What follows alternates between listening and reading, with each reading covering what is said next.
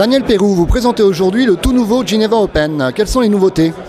Je crois que tout le monde se rappelle puisque c'est une date très rapprochée. On a terminé avec le Geneva Challenger, donc à la queue d'Arves au mois d'octobre. Et la nouveauté, c'est que ce Challenger a évolué dans la catégorie ATP 250. Évidemment, ça ne se serait pas fait tout seul. Il fallait qu'un tournoi soit libre. Il y avait le tournoi de Düsseldorf.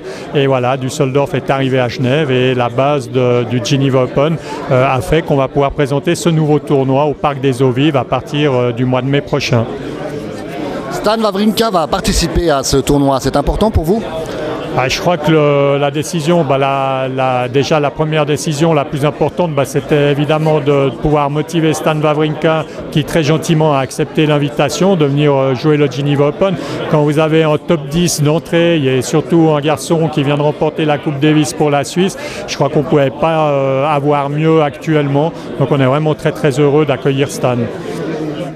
Ça va être quelque chose de génial de pouvoir rejouer à Genève, cette fois dans un tournoi ATP 250, d'avoir ce tournoi qui revient ici. Je crois que c'est quelque chose de super pour la Suisse, pour moi aussi en tant que joueur. J'ai toujours beaucoup de plaisir de jouer devant mon public et j'espère que ce sera une belle semaine.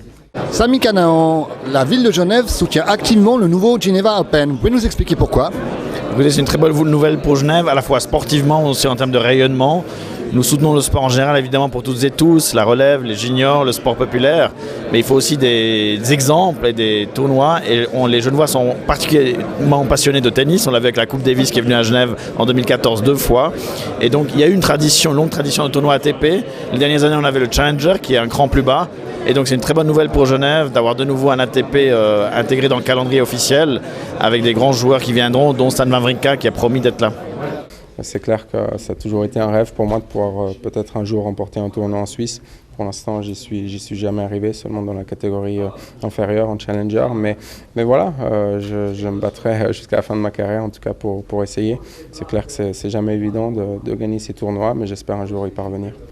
L'objectif de ma saison, c'est d'essayer de me qualifier pour le Masters de fin d'année à Londres. Ça veut dire qu'il faut finir dans les 8 premiers. C'est clair que c'est très élevé comme objectif, mais avec le niveau que j'ai, l'envie que j'ai aussi, j'espère pouvoir y parvenir. Ce qui est bien, c'est qu'on s'est engagé avec eux pour plusieurs années. On leur a demandé d'ailleurs si c'était juste une fois, de dire non.